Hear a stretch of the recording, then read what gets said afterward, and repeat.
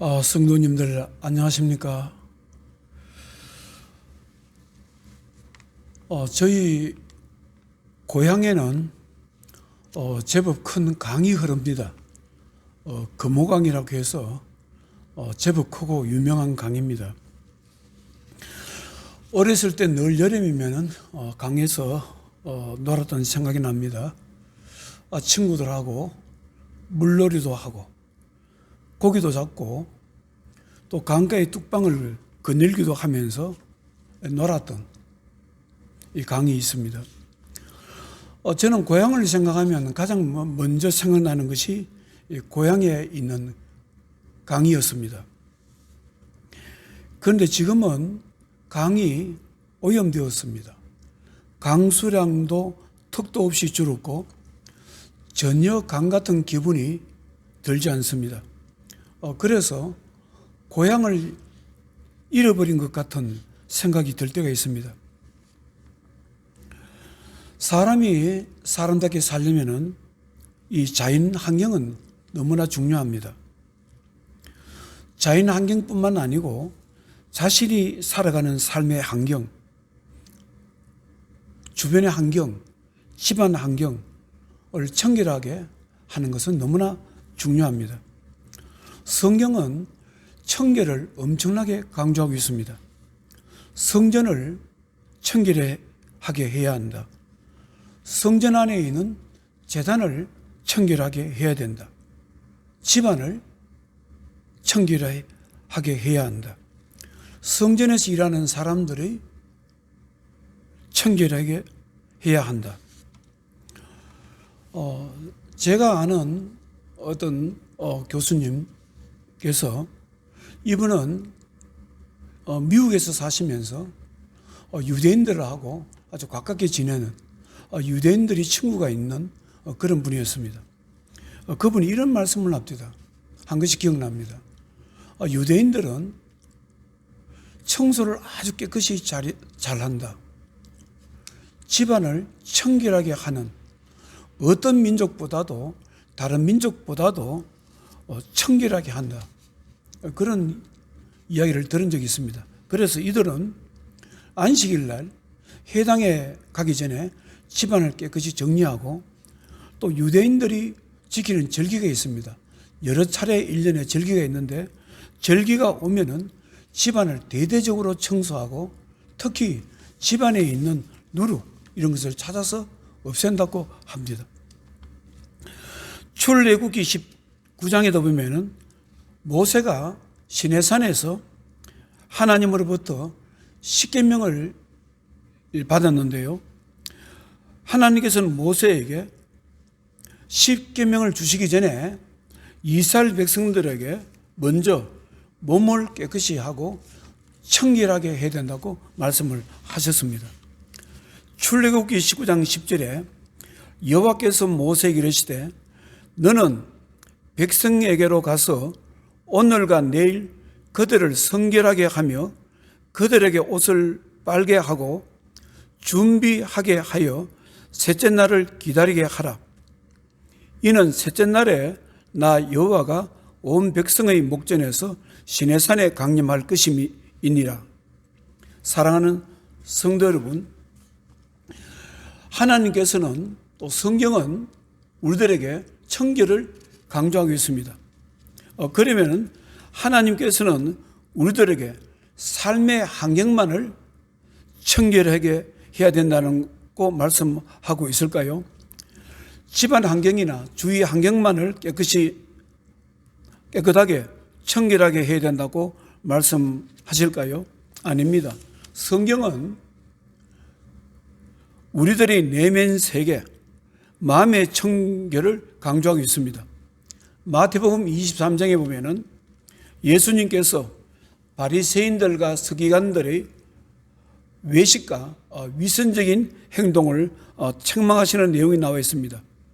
마태복음 23장 27절에 화 있을진저 외식하는 서기관들과 바리새인들이여 해칠한 무덤 같으니 겉으로는 아름답게 보이나 그 안에 죽은 사람의 뼈와 모든 더러운 것이 가득하도다.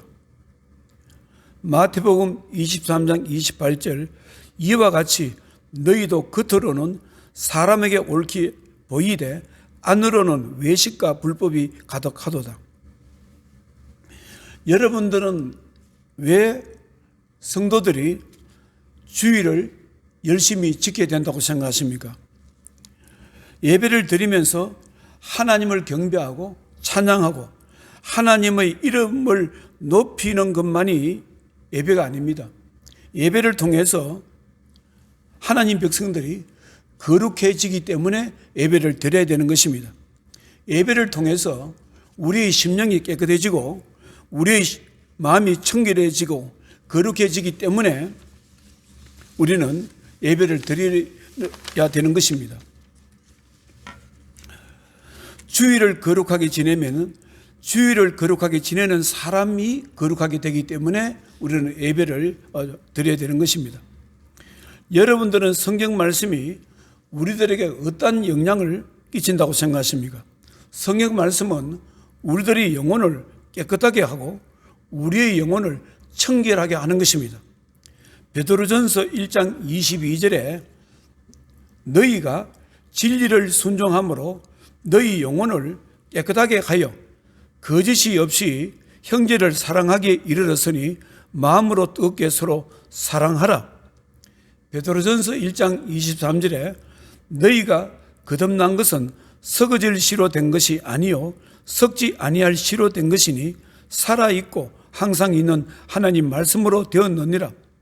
하나님 말씀으로 우리가 거듭나는 것이고 하나님 말씀으로 우리 영혼이 깨끗해지고 청결해진다고 사도 베드로는 말씀하고 있습니다.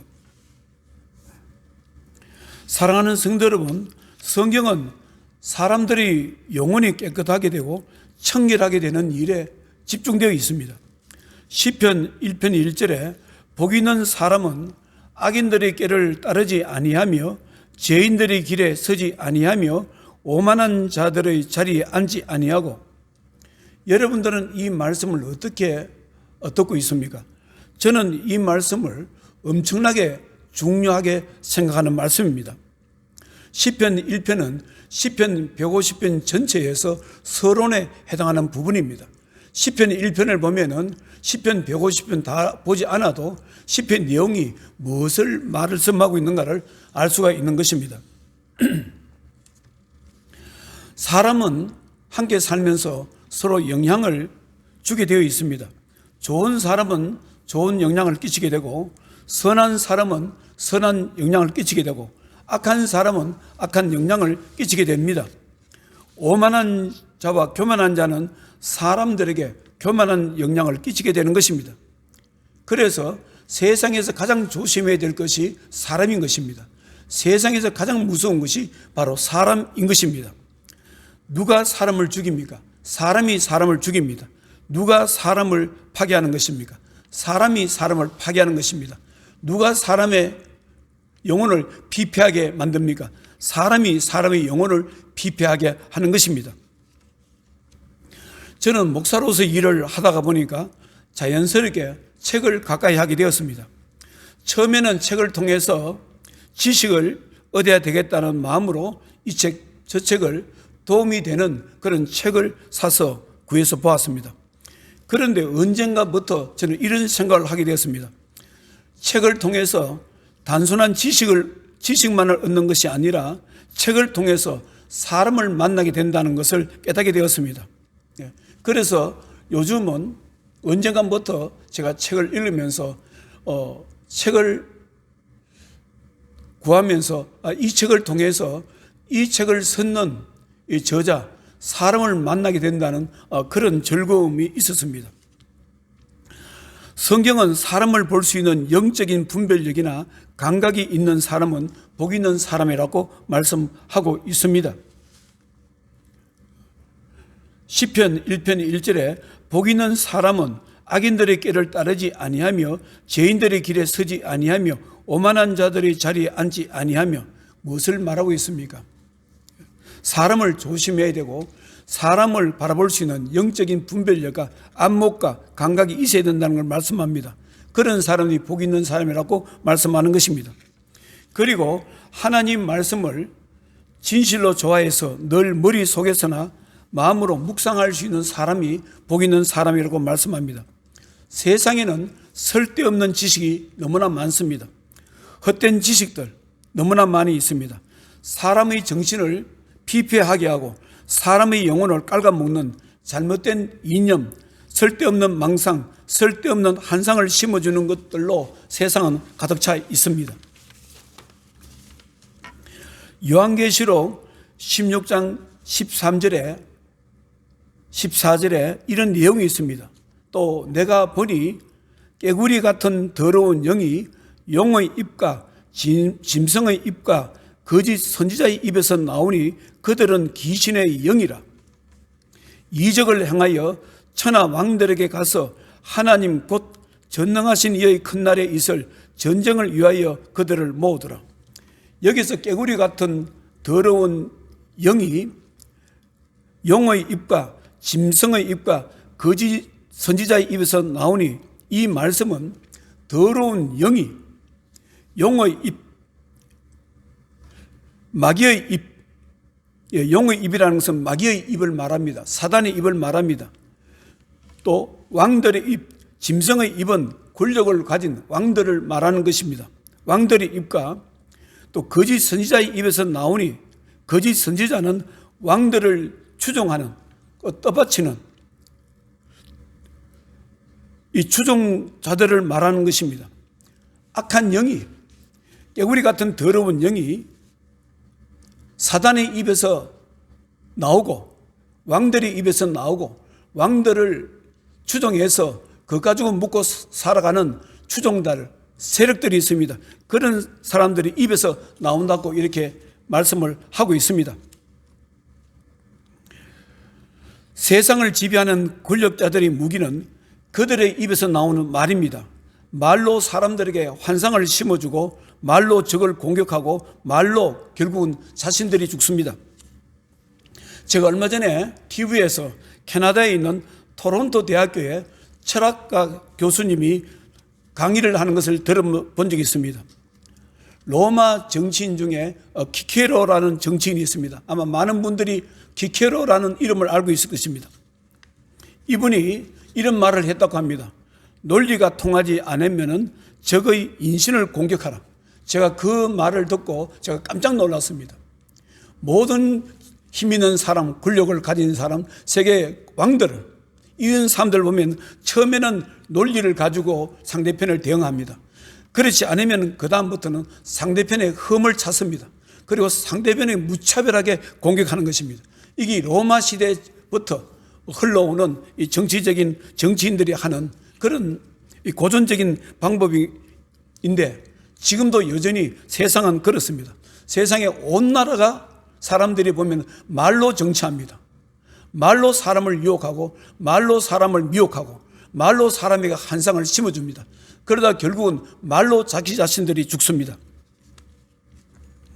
그러나 하나님의 말씀은 우리들에게 짐이 되거나 부담을 주는 것이 아닙니다. 하나님의 말씀은 사람의 영혼을 살리는 능력이 있습니다. 하나님의 말씀은 사람의 길을 올바르게 인도하는 능력이 있습니다. 그래서 하나님의 말씀을 늘 묵상하고 인정하고 받아들이는 사람의 삶은 형통하게 되는 것입니다. 시편 1편 3절에 그는 시냇가에 심은 나무가 철을 따라 열매를 맺으며 그 잎사귀가 마르지 아니함 같으니 그가 하는 모든 일이 다 형통하리로다. 사랑하는 성도 여러분, 여러분들은 예수 그리스도의 영이신 성령님께서 하시는 일 중에 하나가 무엇인 줄 아십니까? 성령님께서도 우리들의 영혼을, 성도들의 영혼을, 하나님 자녀들의 영혼을 깨끗하게 하고 청결하게 하시는 일을 바로 성령님께서 하시는 일입니다. 사람들은 자신의 욕심과 욕망, 탐욕을 쫓아서 살아가게 됩니다. 한평생 자기 욕심, 자기가 하고 싶은 것을 쫓아서 그것을 얻기 위해서 살아가는 것이 인생인 것입니다. 그래서 분주하고 그래서 바쁘게 살아가는 것입니다. 그러나 성령님께서는 하나님의 자녀들의 자신의 욕심과 탐욕에 따라 살아가는 것이 아니라 하나님께서 기뻐하시는 삶을 살아가도록 하기 위해서 우리들에게 영향을 주고 우리들의 마음을 사로잡습니다. 사람들이 가지고 있는 욕심과 탐욕을 멀리할 수 있는 힘과 이길 수 있는 힘을 성령님께서는 우리에게 주십니다. 갈라디아서 5장 16절에 보면은 내가 이르노니 너희는 성령을 따라 행하라. 하나님 백성들은 성령을 따라 행하라. 그리하면 육체의 욕심을 이루지 아니하리라. 육체의 소욕은 성령을 거스르고 성령은 육체를 거스르나니 이 둘이 서로 대적하므로 너희가 원하는 것을 하지 못하게 하려 하심이라. 무엇을 말합니까? 성령을 따라 사는 인생은 하나님을 기쁘시게 하는 하나님 뜻 가운데 사는 삶이고, 육체의 욕심을 따라가는 사람은 자기 자신을 위해서, 자기 자신의 이기주의를 위해서, 자기 자신의 탐욕을 위해서 살아간다는 것을 말합니다. 성령의 역사와 인간의 욕심의 역사는 서로 상반된다, 서로 대적한다고 말씀하고 있습니다. 저는 신학교에 올라가기 전에 친구들과 어울리는 것을 좋아했습니다. 직장의 동료들과 어울리는 것을 좋아해서 친구들과 동료들과 술 자석에 있을 때가 좀 있었습니다. 그런데 제가 술을 멀리하고 친구들과 술 자석에 동참하지 않게 되는 어떤 사건, 조그마한 계기가 있었습니다. 어떤 사건이 있었느냐면은, 계기가 있었냐면, 그 당시에 부산에 김형이라는 분이 있었습니다. 세간의 일을 하시는 분이었는데요. 이분이 저를 많이 도와주었습니다. 그런데 이분은 술을 너무너무 좋아했던 분입니다. 이분은 음식을 먹는 걸 보면 술에서 시작해서 술로 끝나는 것입니다. 그래서 제가 신학교 올라가기 전에 서울에 올라왔습니다. 그런데 이분에게 대접을 하고 싶었습니다. 그동안에 저를 도와줬던 것이 고맙고, 이분하고 만나게 되면 언제 만나게 될지 기약이 없어서 제가 동료들 몇 사람하고 이분을 이게 서울에서 마포에서 음식 대접을 했습니다.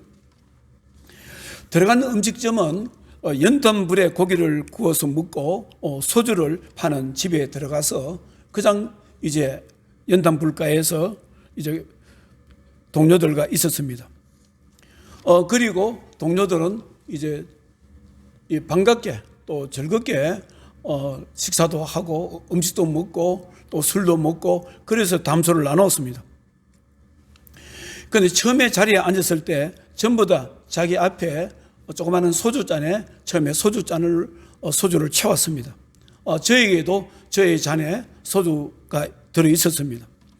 그리고 1시간 넘게 1시간 반 정도가 앉아서 서로 이야기하고 그랬습니다. 그래서 끝날 때가 되었습니다. 일어나려고 하는데 다른 동료들은 술을 이미 많이 먹었습니다. 그러나 저는 처음에 받았던 그 술잔이 그대로 남아 있었습니다. 그래서 저는 이런 생각이 들었습니다. 이 동료들 앞에서 내가 이게 너무 하는 것 아닌가.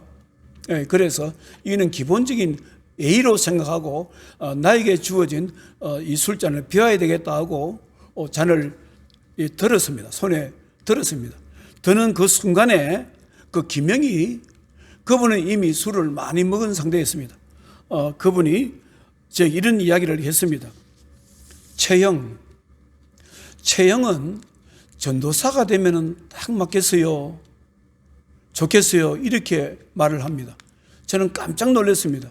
그 술자석에서 기독교에 대해서, 믿음에 대해서 이야기한 것은 전혀 없습니다.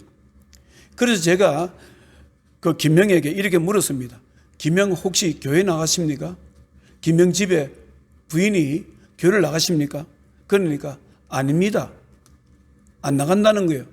그런데 어떻게 해서 그런 말을 했습니까? 이러니까 그냥 그런 생각이 들어서 했습니다. 그때 저는 김명의 말을 듣고 김명이 말하는 것이 아니라 성령님께서 김명의 입술을 통해서 말하는 것으로 저는 그렇게 받아들였습니다. 하나님께서 나에게 술을 먹는 것을 원치 않으시는구나. 그래서 그때부터 술을 완전히 끊은 것입니다. 술을 입에 대지 않았습니다. 사랑하는 성도 여러분, 성령님은 우리들의 생각과 마음을 붙들어서 하나님께서 기뻐하시는 방향으로 인도하십니다. 마음만 붙드시는 것이 아니고 우리들이 앞길, 우리들이 가야 할 길을 바로 성령님께서는 인도하시는 것입니다. 그리고 또 하나님께서 우리들의 영혼을 또 마음을 청결하게 하는 방법이 있습니다. 그것은 무엇이냐면 사람들은 누구든지 하나님 백성일지라도 시련을 당합니다. 고난을 당할 때 있습니다. 역경을 당할 때 있습니다. 하나님께서는 우리가 당하는 시련과 고난과 시험을 통해서 우리의 영혼을 단련시킵니다. 우리의 영혼을 청결하게 하고 순수하게 만드는 일을 하시는 것입니다. 그래서 하나님의 자녀들이 신앙이 자라고 신앙이 자리 잡게 되는 과정을 보면은 다 시련이나 시험이나 고난과 역경을 경험하는 것을 볼 수가 있습니다. 그리고 자신이 만난 시련이나 고난이나 역경을 통해서 영혼이 순수해지고 청결해지는 것을 볼 수가 있습니다. 사람이 순수해지고 하나님 말씀 앞에 생각이 복잡하지 않고 단순해지는 것을 볼 수가 있습니다. 하나님 앞에 사람의 마음이 낮아지고 겸손해지는 것을 볼 수가 있습니다. 여러분들은 믿음의 사람 욥이 아무런 이유 없이 영혼이 순수하고 하나님 앞에 마음이 낮아지고 깨끗해졌다고 생각하십니까? 욥은 끔찍한 고난과 시험과 시련을 당했습니다. 욥은 욥기서 7장 4절에 내가 누울 때면 말하기를 언제나 일어날까 언제나 밤이 갈까 하며 새벽까지 이리 뒤척 저리 뒤척 하는구나. 무엇을 말합니까? 사람이 시련을 당하고 고통을 당하게 되면 잠을 자지 못합니다. 밤에 잠을 자지 못하고 그리고 밤이 괴롭습니다. 괴로운 것을 볼 수 있습니다. 내가 누울 때면 말하기를 언제나 일어날까 언제나 밤이 갈까 하며 새벽까지 이리 뒤척 저리 뒤척 하는구나. 욥기서 7장 5절에 내 살에는 구더기와 흙덩이와 어복처럼 입혀졌고 내 피부는 굳어졌다가 터지는구나. 욥은 몸과 마음이 다 깨졌습니다. 집안의 모든 것이 다 깨져버렸습니다. 모든 것을 다 잃어버렸습니다. 욥기서 7장 15절에 내 마음이 뼈를 깎는 고통을 겪으니 차라리 숨이 막히는 것과 죽는 것을 택하리이다. 죽고 싶다는 그런 말씀입니다. 욥에게 이러한 엄청난 시련이 없었다라면, 이러한 고통이 없었다라면 욥의 믿음이 과연 정금같이 되어 수 있었을까요? 욥의 영혼이 그렇게 순수할 수 있었겠습니까?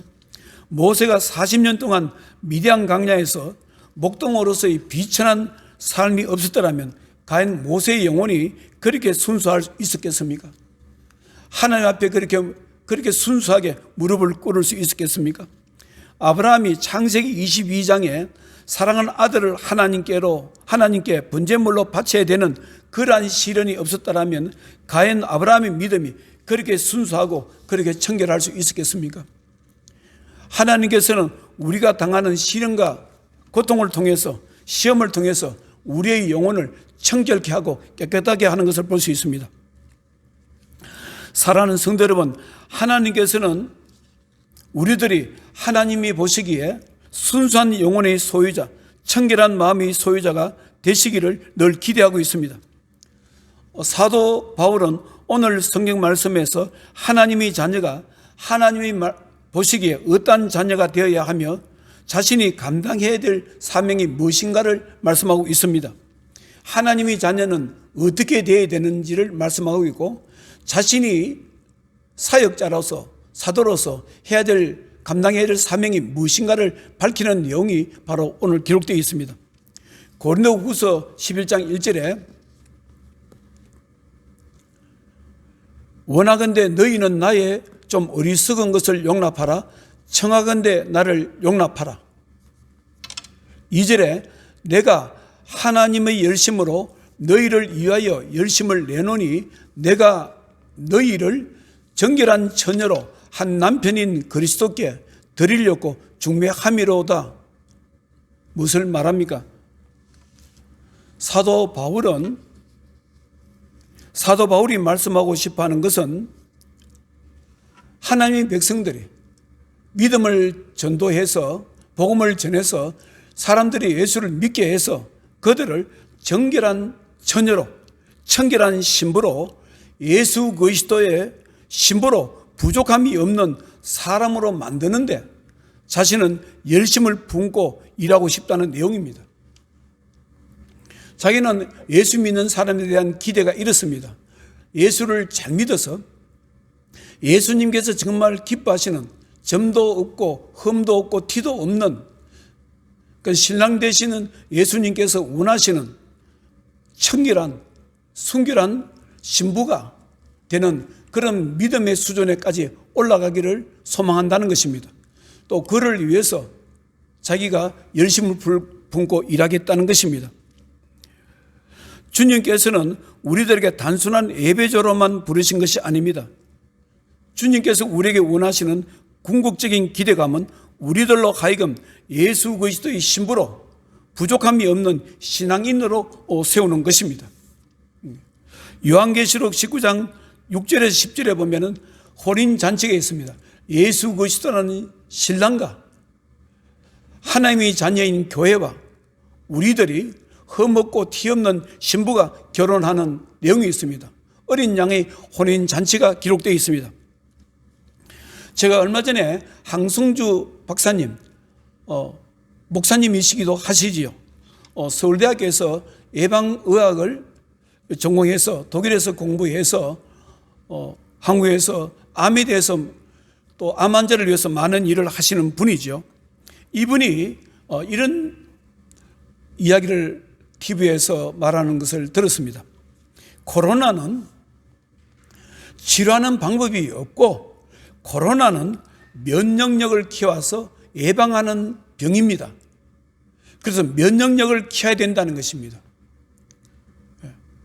그래서 청결하게 하고 마스크를 쓰고 사람들 거리를 띄우고 뭔가 이렇게 면역력을 키우고 그러면서 음식이나 어떤 이런 것에 대해서 면역력을 키워서 이겨야 되는 것이지 코로나라는 것이 그 치료약이 없다 그런 말씀을 합니다. 그리고 이런 코로나로 인해서 세상이 힘들고 또 특히 예수 믿는 사람들이 힘드는데 예배도 제대로 드리지 못하는 이 가운데 우리가 믿음을 멀리해야 될 것이 아니고 이때 우리가 주의해야 될 것은 우리가 신부의 영성을 가져야 된다는 것입니다. 예수 그리스도라는 그 신랑이 기뻐하시는 거기에 걸맞는 거기에 합당한 흠없고 티 없는 순결한 신부, 청결한 신부가 되어야 된다. 지금은 이 시대에 우리는 믿음 생활이 힘들지만 개인적으로는 신부의 영성을 가지려고 애를 써야 된다. 준비해야 된다. 이런 말씀이 굉장히 인상적이었습니다. 기도하겠습니다. 하나님 아버지,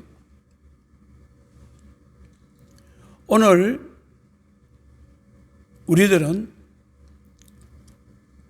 자유롭게 예배도 드릴 수 없는 그런 환경 속에서 살아가게 됩니다.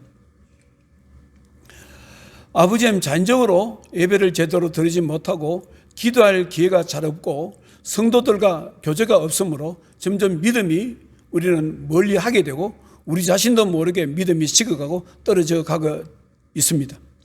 그러나 성경은 우리들에게 예수 그리스도라는 신랑에게 맞는 순결한 신부가 되기를 원하십니다. 단순한 예배자로 단순한 기도자만으로 끝나는 것이 아니라 우리가 끊임없이 영성이 자라고 믿음이 자라고 하나님 말씀에 붙들려서 우리의 영혼이 청결하고 우리의 영혼이 아버지 순결해서 예수님께서 원하시는 그리스도의 신부가 되시기를 소망한다는 것을 우리가 잊지 말고 기억하기를 원합니다. 사랑하는 개선문교회 성도님들을 지켜주시옵소서. 믿음을 지켜주시옵소서. 또 우리 개선문교회뿐만 아니고 이 땅에 남북한에 있는 모든 하나님의 예수 그리스도의 피로 값주고 세우신 교회에 하나님 역사해 주시고 하나님 사랑하는 주변 성도를 붙들어 주시옵소서. 북한에 있는 지하교회 성도님들을 지켜주시옵소서. 지도자들을 지켜주시옵소서. 성령 충만한 은혜 베풀어 주시기를 원합니다. 예수님 거룩하신 이름으로 기도드리옵나이다. 아멘.